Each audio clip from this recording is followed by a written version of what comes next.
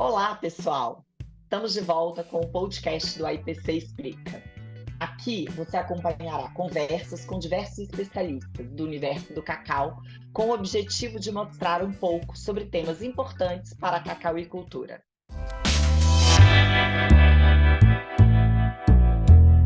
Eu sou a Ana Paula Loz, presidente executiva da IPC, e essa é a Alana Rodrigues, gerente de Relações Governamentais.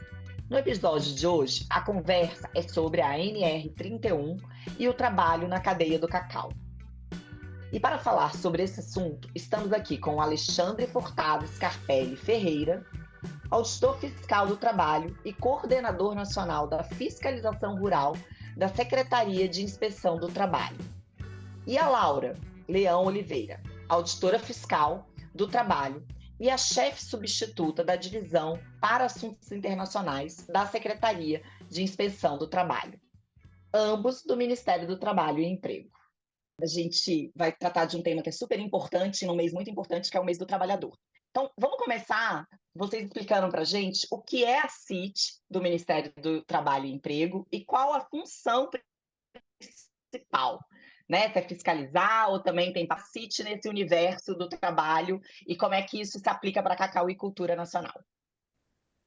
Boa tarde, Ana. Boa tarde a todos e a todas. A CIT é a Secretaria de Inspeção do Trabalho, que é o órgão do Ministério do Trabalho responsável pela fiscalização. Mas, dentre as nossas atribuições, nós também temos aquela dirigida à orientação e à prevenção. Hoje em dia, a gente exerce essa atribuição maiormente pelo Programa Trabalho Sustentável, pelo qual a gente produz material, a gente participa de eventos, como esse podcast, e diversas outras atividades. Legal. Agora vamos explicar para quem está escutando a gente o que é a NR31. Ana, antes da gente explicar o que é a NR31, primeiro é necessário explicar que a NR31, assim como todas as outras normas regulamentadoras, se aplicam quando existe um vínculo empregatício. Por isso, eu gostaria de fazer essa introdução. O vínculo empregatício é aquele em que existe subordinação, habitualidade na prestação de serviços, onerosidade. E para formalizar o vínculo, que é o primeiro passo para a garantia dos direitos trabalhistas, a gente precisa de um registro no e-social. Hoje em dia, com a carteira de trabalho digital, a carteira de trabalho deixou de ser um pré-requisito para esse registro. O trabalhador precisa apenas do número do CPF. Se ele quiser ter acesso às informações do registro, basta que ele baixe o aplicativo da carteira de trabalho digital no seu celular, mas ela deixou de ser um pré-requisito em si, o documento em si. Para que o trabalhador seja registrado, a lei oferece diversas opções de contrato de trabalho.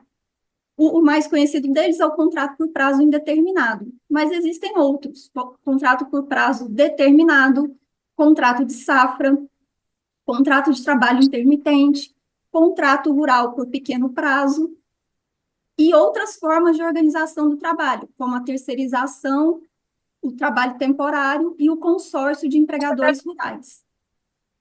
Então, dentro de todo esse arcabouço, o trabalhador poderá ser registrado conforme e as regras do contrato serão conforme o que dispõe a legislação. Em todos esses casos, se aplica a NR31. Se eu puder aproveitar, então, um minutinho, pegar o gancho, só fazer uma... Eu fiquei curiosa, Alexandre e Laura, sobre o programa que vocês comentaram, o Trabalho Mais Sustentável. De repente, vocês tiverem mais informações sobre exatamente há quanto tempo existe, a quem se destina, o que vocês têm feito, alguns projetos interessantes no âmbito da iniciativa.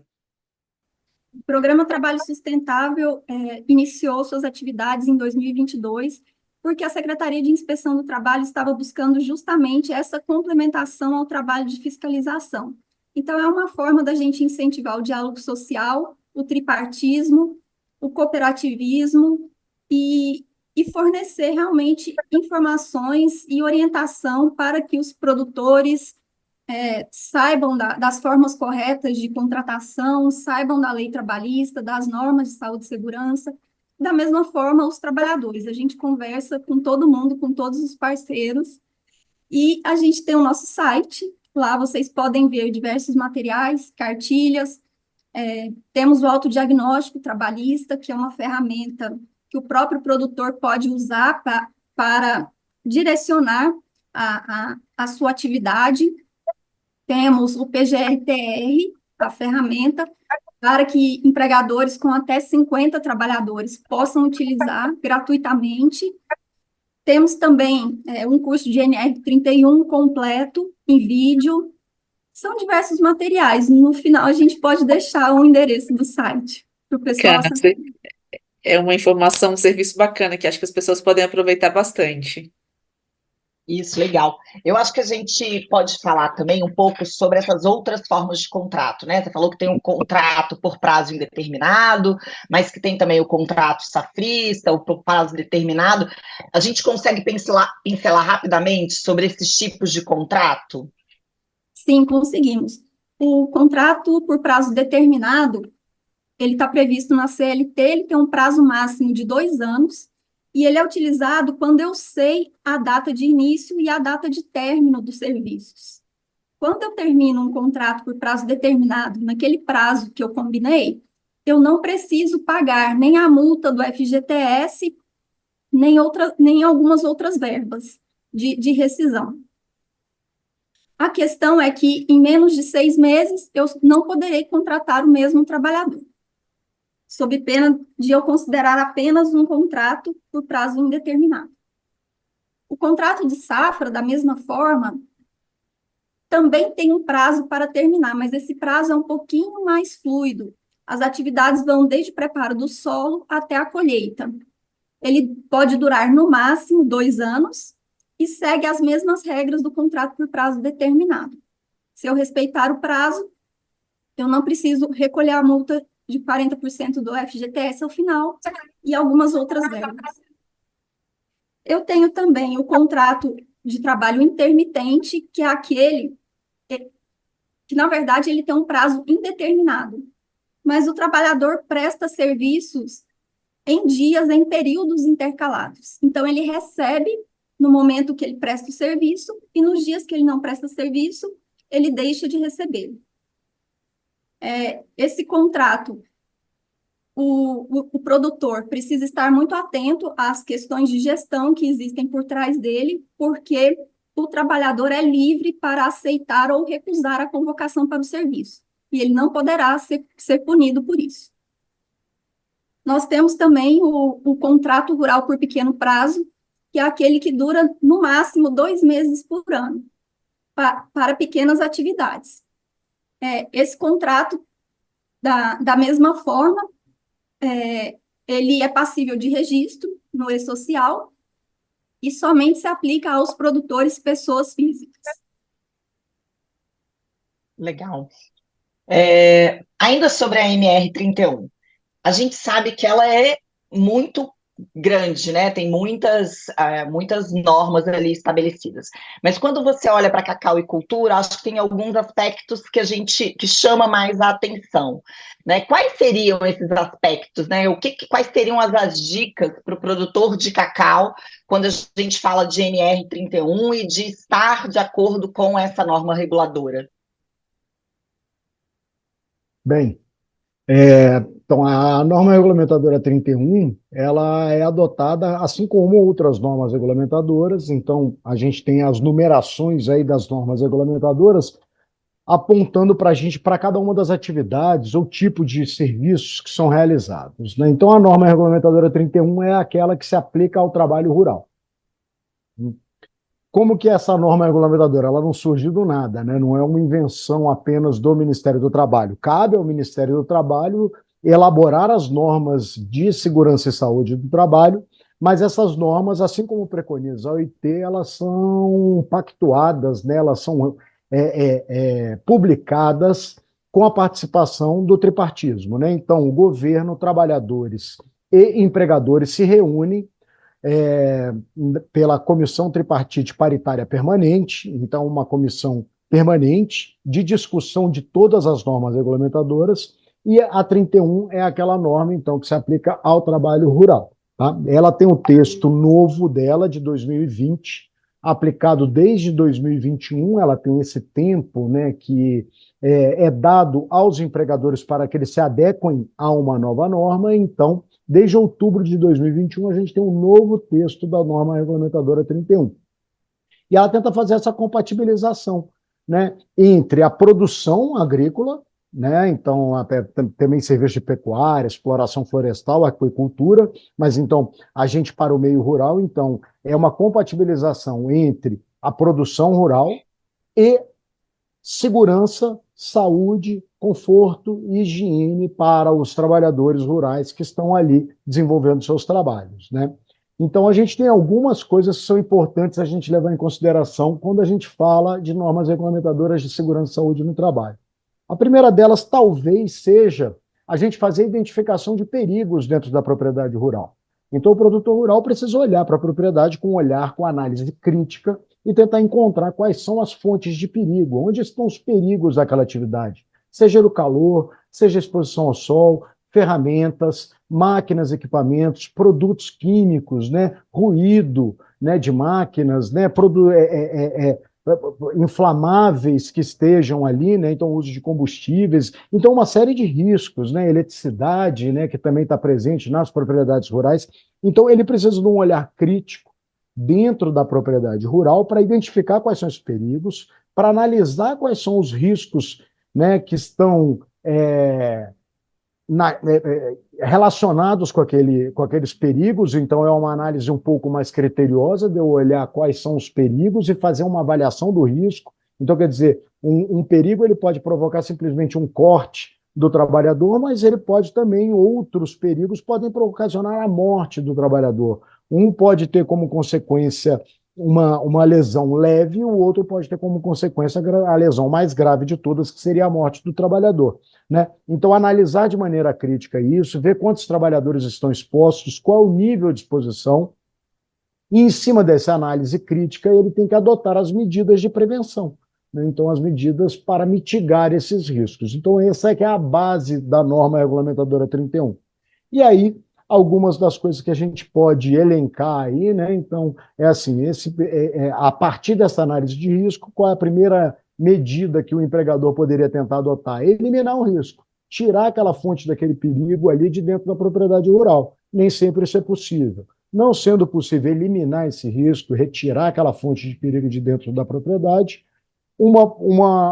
a segunda, né, dentro da hierarquia das medidas de controle, seria eu tentar instalar uma medida coletiva, adotar uma medida coletiva, uma proteção que atenda a todos os trabalhadores. Aí eu estou falando de um guarda-corpo, por exemplo, para um risco de queda, eu cabinar, né, trocar um maquinário e colocar uma cabine fechada para o trabalhador, né, numa máquina, instalar proteções de partes móveis de máquinas. Então, quer dizer, eu não dependo mais ali da ação do trabalhador, aquilo ali está protegido.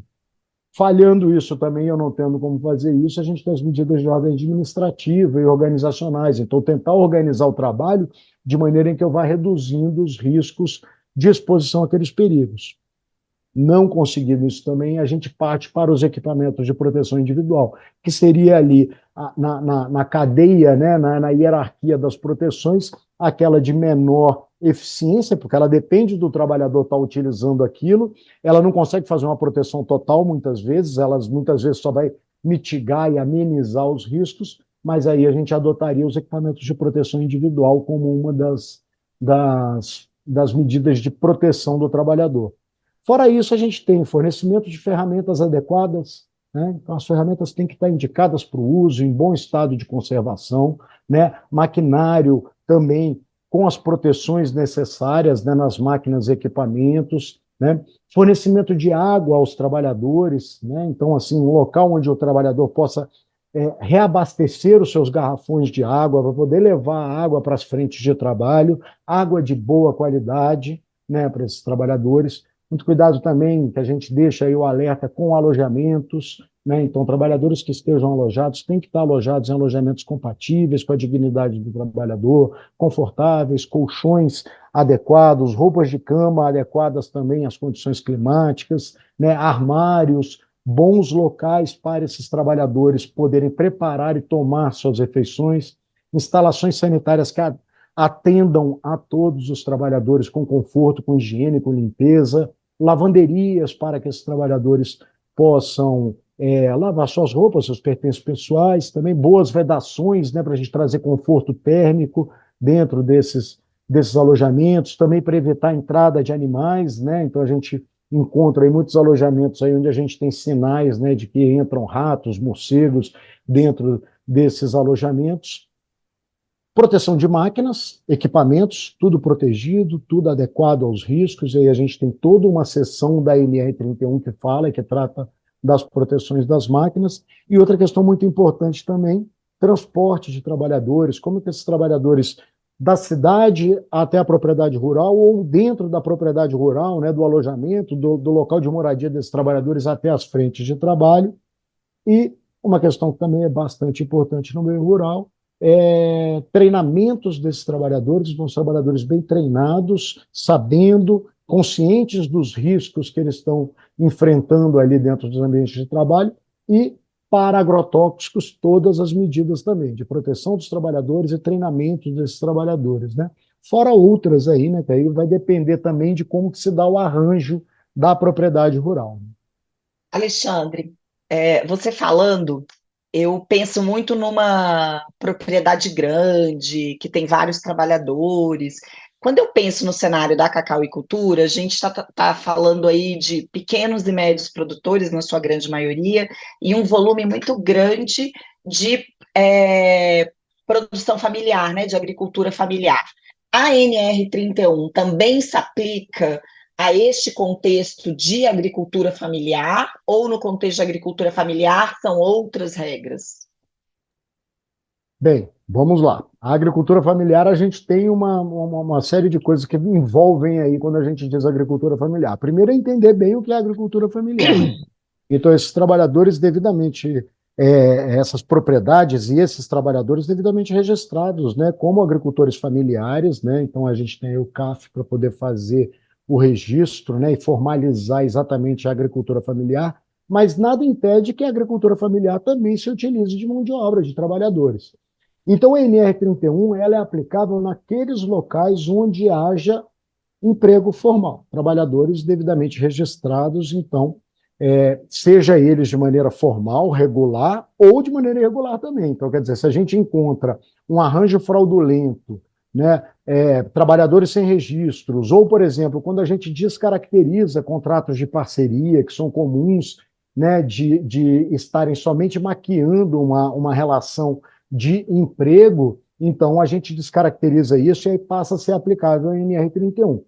Mas naqueles casos clássicos de agricultura familiar, onde está trabalhando somente a família mesmo, sem o apoio de trabalhadores, a gente não tem a exigibilidade da NR31, apesar da gente recomendar fortemente que esses trabalhadores, que esses agricultores familiares, se espelhem e olhem a NR31, porque ela representa uma proteção para aquela família, para aqueles trabalhadores. Então, ali está o ordenamento, estão as regras de um trabalho seguro, de um trabalho decente, com conforto, com condições seguras.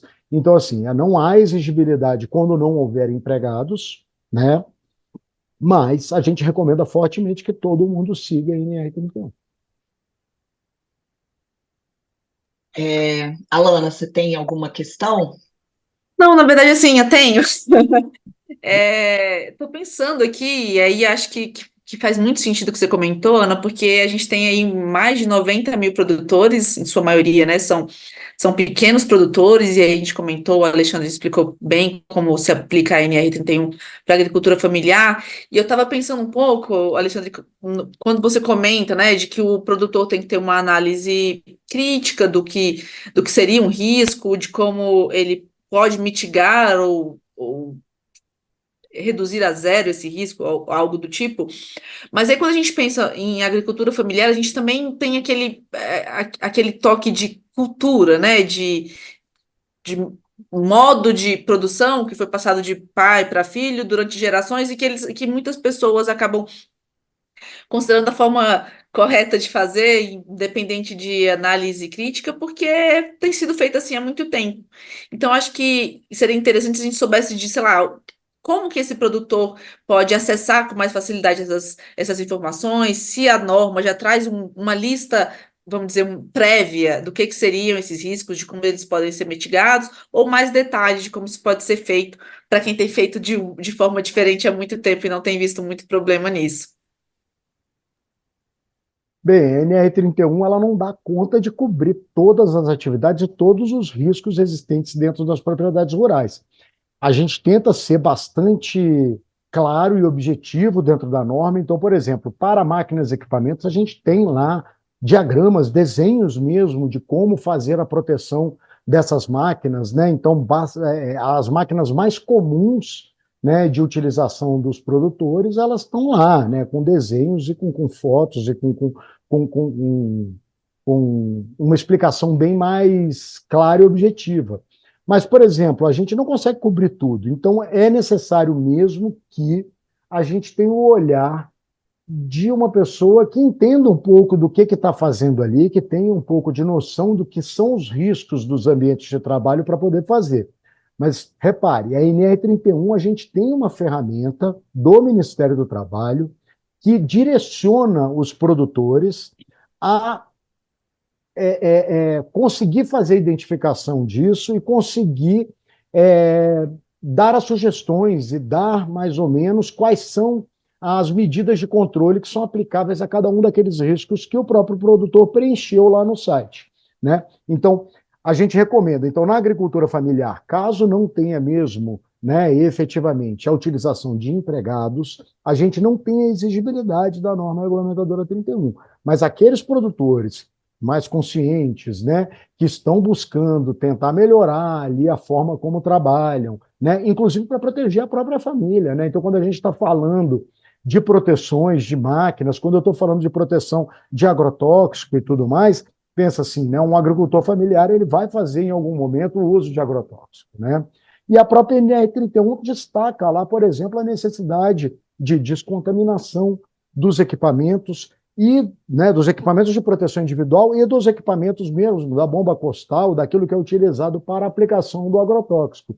Então, ela destaca isso daí e traz ali a recomendação, quer dizer, a obrigação da gente ter um local adequado para banho desses trabalhadores. Então, se o agricultor familiar começar a observar aquilo ali, ele vai ter também a noção muito clara, lendo o NR31, preenchendo a nossa ferramenta online, né, porque empregadores até 50 empregados, eles não precisam fazer, eles têm a possibilidade de fazer, né, o Programa de Gerenciamento de Riscos no Trabalho Rural, que é o PGRTR, que é o documento principal, né, que vai direcionar todas essas medidas de controle. Então, ele faz o PGRTR por dentro da ferramenta, né, do site do Ministério.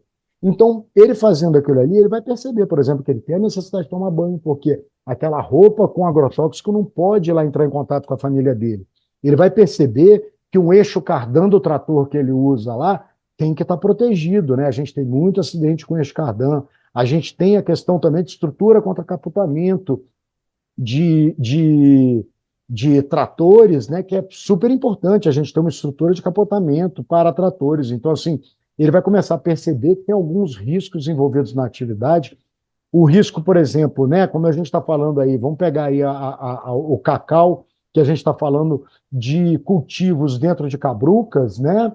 Então, eu tenho risco de serpentes, né? Eu tenho risco de animais peçonhentos ali o tempo todo. Então, a gente tem um dispositivo de proteção para canela, então, o uso da botina e o uso da perneira para poder proteger os trabalhadores, e o uso de luvas também, porque apesar da luva não estar indicada somente para a picada de animal peçonhento, ela também pode proteger o trabalhador disso. Então, quando ele está ali com o podão dele, entrando e pegando e coletando, pegando os frutos no chão, a gente já tem outras, por exemplo, ferramentas de trabalho que podem ser aplicadas, aquelas garras que o pessoal anda desenvolvendo para poder pegar.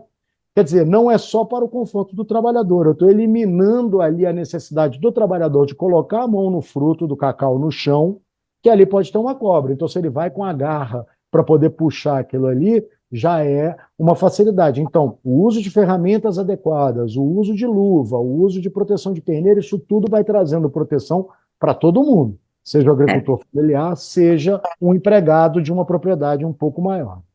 Super importante. Você falou agora, inclusive, lembrei que já usei perneira como visitante. É. Então, realmente faz todo sentido.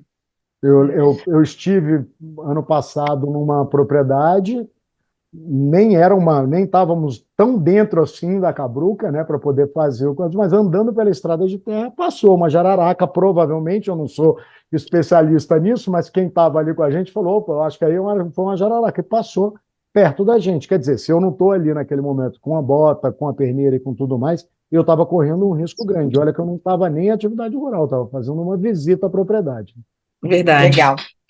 É, um outro ponto que eu queria aproveitar, né, para a gente tratar, que eu acho que foi comentado pelo Alexandre também, e não sei se Alexandre ou Laura podem falar sobre isso, mas é sobre a questão das parcerias, né? A gente sabe que na cacauicultura os contratos de parceria são muito importantes, dado o tamanho da cacauicultura hoje no Brasil, o volume de produtores, e a gente lida muito com parceria.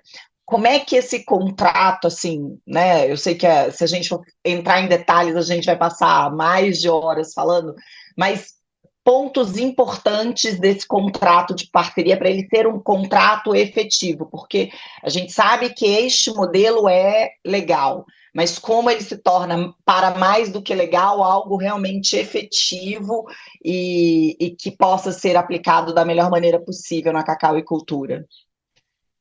Ana, os contratos de parceria estão previstos no Estatuto da Terra. São contratos de natureza civil. Isso significa o quê? No contrato trabalhista, no contrato de trabalho, existe uma relação de hierarquia.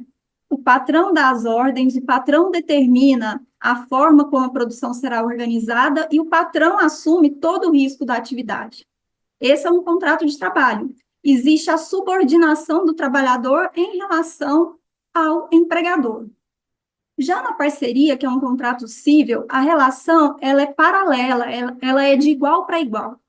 Então, ambos assumem o risco daquela atividade, ambos decidem em conjunto como que aquela produção vai ser feita, e ao final, quando eles dividem, cada um tem autonomia para fazer o que quiser da sua parte, para vender para quem quiser, para negociar da forma que quiser.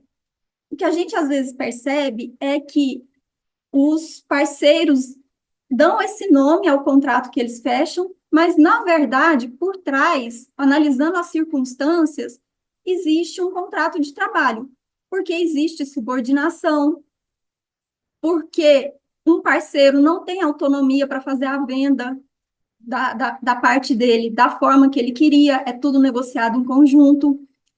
Existe a questão dos percentuais, por exemplo, a parceria mais comum que a gente tem é a 50-50, né? Mas, se você for analisar o Estatuto da Terra, o que ele diz é o seguinte: se o proprietário da fazenda contribuir somente com a terra nua, ele pode receber no máximo 20%. Se ele contribuir com a terra preparada, ele recebe 25%. Se ele contribuir com a terra preparada e a moradia, 30%. Então, existem alguns percentuais que a gente tem que observar. Por exemplo, aqui, 50% é caso concorra com a terra preparada, o conjunto básico de benfeitorias, que é a moradia, é o galpão, é a cerca, mais as máquinas, mais os animais de tração e mais as sementes, né? Então, assim, às vezes a gente percebe que o proprietário disponibiliza somente a terra e faz uma parceria 50-50. Né? Pelo Estatuto da Terra, não funciona assim. Além disso, o Estatuto da Terra diz que, mesmo nos contratos de parceria, o proprietário da terra tem que fornecer uma moradia higiênica, com espaço para cultivo de horta e criação de pequenos animais, para o trabalhador e a sua família. Então, esses detalhes são importantes de pontuar. Inclusive, o contrato civil, ele pode ser feito de forma verbal, mas a gente recomenda que seja por escrito, para que a gente tenha as obrigações todas ali, a prova documental ela é sempre mais forte, né, do que a verbal. Então, é um passo que eu acho que a gente já pode dar. O Estatuto da Terra é muito antigo, né? Ele é da década de 60, eu acho. E então, hoje em dia, a gente já poderia falar, né, recomendar que fosse um contrato escrito, para que tivesse maior segurança jurídica para as duas partes. Eu acho importante a gente destacar também, né, a questão assim, a gente sempre alerta para o cuidado que tem que ter com o que existe ali na prática, né? Porque também, às vezes, o que está no documento, nas entrevistas, quando a gente vai numa uma ação fiscal e que a gente começa a fazer essa entrevista, a gente começa a perceber que, na verdade, a gente está tentando ali disfarçar, né? Então, que aquele contrato, mesmo por escrito, e mesmo que ele aparente ser um contrato de parceria regular, muitas vezes a gente percebe que o outorgado, né, que é aquele que é o trabalhador mesmo, que é quem está recebendo a terra para poder cuidar, ele não tem muita dominância sobre o que está acontecendo ali, né? Então ele começa a ter interferência do proprietário da terra, né, do que ele tem que fazer, de que tipo de agrotóxico que ele vai usar, que tipo de adubo vai fazer, qual é o tipo de cacau que ele vai produzir, como é que vai se dar a venda. Então, isso aí vai descaracterizando. Então, eu acho importante frisar que o arranjo normal e o que a gente espera encontrar nos locais é sempre o vínculo de emprego. Né? O contrato de parceria é aquele contrato que é uma exceção, né? Que realmente ali foi feito um contrato civil e que quem está otorgando a posse da terra, né, para um outorgado fazer a exploração daquilo ali, está fazendo isso de maneira a entregar mesmo. Né? Então, está entregando o risco do negócio, entrega os lucros, parte dos lucros, mas entrega os riscos também. Né? E se houver alguma discordância entre as partes, eles vão ter que resolver isso de maneira civil. Eles vão ter que desfazer aquele contrato e tudo mais. Mas se começar a ter uma influência muito grande do outorgante, né, de quem transmitiu a terra, né, na forma como o outro vai precisar fazer, né, vai começando a descaracterizar esse contrato de trabalho. Então, eu acho legal a gente deixar claro aqui assim que o padrão é o contrato de emprego, o contrato de trabalho, pela CLT, né, seguindo os padrões normais da produção agrícola no país inteiro. Bacana. Para a gente ir caminhando para o final dessa conversa muito produtiva, acho que a gente podia abordar dois aspectos importantes relacionados a trabalho, de forma geral. Uma é como é que a gente identifica e lida com um trabalho análogo a escravo, né? O que que pode caracterizar um trabalho análogo a escravo e o que que a gente pode fazer para mitigar e para acabar com essa situação, e também sobre trabalho infantil, né? O que que caracteriza um trabalho infantil e, acima de tudo, né, trazer o porquê que é importante que a criança esteja na escola ao invés de trabalhar. Ana, o trabalho análogo ao de escravo está previsto no Código Penal brasileiro, ou seja, além de uma infração trabalhista, é também crime. E no Código Penal existem 4 hipóteses para a gente configurar o trabalho análogo ao de escravo. A primeira delas é o trabalho forçado, ou seja, aquele trabalho involuntário realizado mediante ameaça ou violência. Em segundo lugar, nós temos a jornada exaustiva. Em terceiro lugar, nós temos a restrição à liberdade de locomoção do trabalhador, seja por meio de dívidas, seja pela retenção de documentos e pertences, seja pela vigilância ostensiva no local de trabalho. E por último, que é o mais comum da gente encontrar, nós temos a configuração do trabalho análogo ao de escravo por condições degradantes. Então, ou seja, não é apenas uma infração, é um conjunto de infrações que, na totalidade, vão configurar essa condição. Bem, assim, falar um pouquinho sobre o trabalho infantil, depois a gente pode até retomar aí, eu acho que dá para a gente retomar um pouquinho o trabalho análogo de escravo para a gente apontar algumas coisas que são mais comuns nos casos que a gente encontra. Mas sobre o trabalho infantil, então, a gente tem o que é o trabalho infantil? É o trabalho desenvolvido abaixo da idade permitida pela legislação do país. Tá? Então, como é que funciona no Brasil? Até 13 anos, proibição total. Tá? 13 anos para baixo, a gente quer ver a criança na escola, simplesmente estudando, tá? E brincando, e aprendendo e se preparando. Tá? Dos 14 aos 16 anos, a gente tem uma exceção, que é o trabalho na condição de aprendiz. Tá? A aprendizagem ela pode se estender até mais tarde um pouco, mas dentro dessa faixa etária, dos 14 aos 16, somente na condição de aprendiz. E aí a condição de aprendiz eu já não estou falando de um contrato entre duas partes. Ele é um contrato entre três partes. Né? Então é o empregador, é o trabalhador, mas é uma instituição formadora também. Então a gente está falando aí principalmente do Sistema S, né, do Sistema Nacional de Aprendizagem, que vai fazer a formação desses menores aí, entre 14 e 16 anos, para que eles aprendam aquele ofício. Tá? A partir dos 16 anos, a gente já tem a possibilidade de trabalho formal com carteira registrada, com algumas observações. Então, vamos lá. A partir dos 16 já é o trabalhador normal. Porém, dos 16 aos 18, eu tenho o que a gente chama de lista TIP. A lista TIP, ela é uma lista internacional, no Brasil, adotada por meio do decreto 6481 de 2008, tá? E que ele traz as piores formas de trabalho infantil. É a lista TIP, né, a tradução dela, então são as piores formas de trabalho infantil. Dentre as piores formas de trabalho infantil, a gente tem basicamente todas as atividades do trabalho rural. Tá? Então, a nossa recomendação é que, abaixo de 18 anos, não tenha o trabalho em áreas rurais. Claro, tem exceções. Se eu estiver falando de uma atividade simplesmente administrativa, em ambiente protegido, né, dentro do escritório, né, de uma propriedade rural, aí não teria problema a partir dos 16 anos. Tá? Mas a lista TIP ela traz algumas proibições. Né? Então, assim, são proibições que ela vai proibir diversas atividades específicas do trabalho rural, mas ela proíbe também o trabalho com ferramentas pérfuro-cortantes. Tá? Ela proíbe também que menores façam levantamento de transporte frequente de cargas de 11 quilos para meninos e 7 quilos para as meninas, né? Também proíbe o trabalho a céu aberto, sem proteção de sol, chuva, frio. Então, assim, fica praticamente impossível para o trabalho rural a gente ter menores de 18. Atentando que eu não estou dizendo que é proibido. Se eu tiver aquela atividade que não esteja enquadrada lá na lista TIP, não teria problema, que seriam basicamente as atividades mais administrativas dentro de uma propriedade rural. Tá?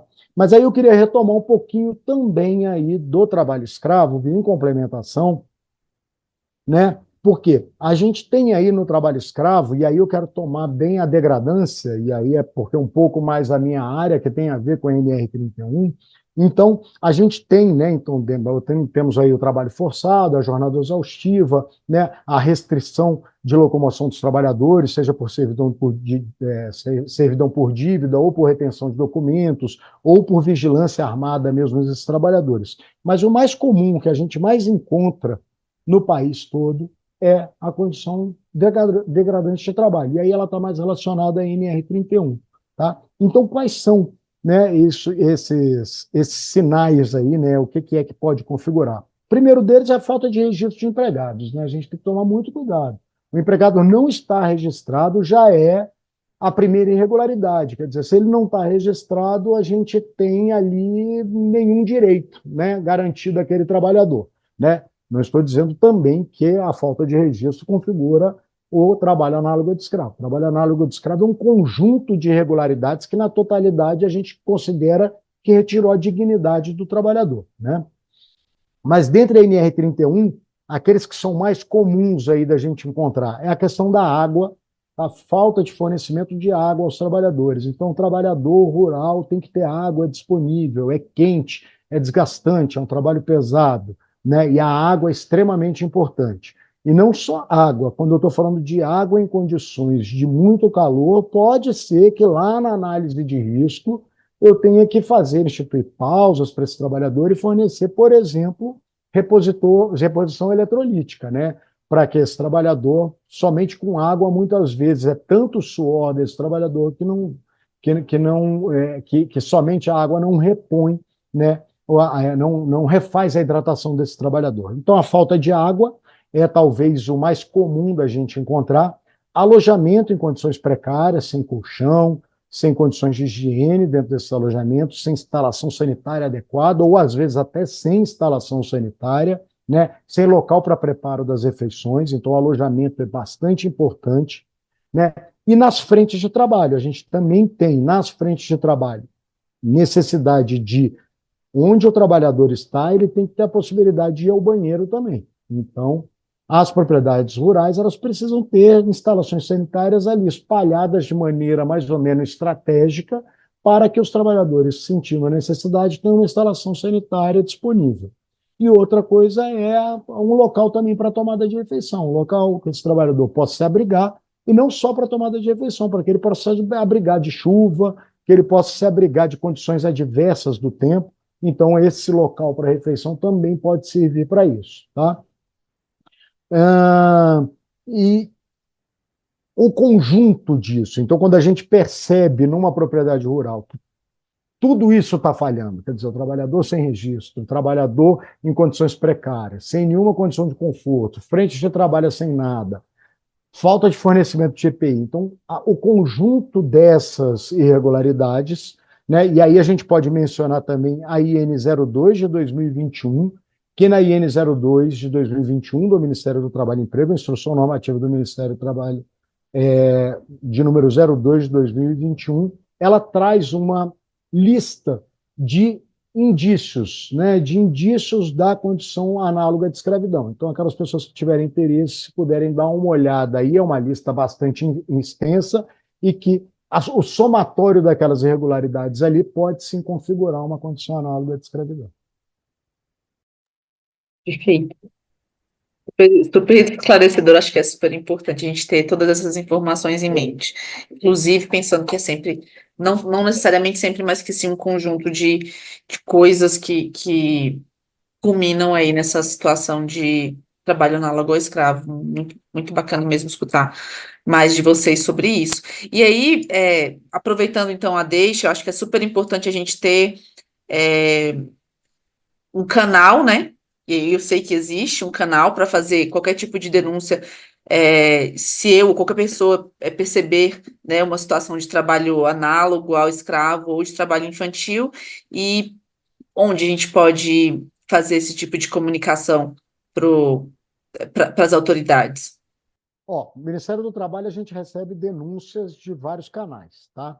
O canal oficial é o que a gente chama de sistema IP, tá? Então a gente tem o sistema IP para o trabalho escravo e a gente tem o sistema IP para o trabalho infantil. Eu posso deixar aqui, né? Então, assim, para o trabalho infantil é iptrabalhoinfantil.trabalho.gov.br e para o trabalho escravo é o ip.cit, de Secretaria de Inspeção do Trabalho, então ip.cit.trabalho.gov.br.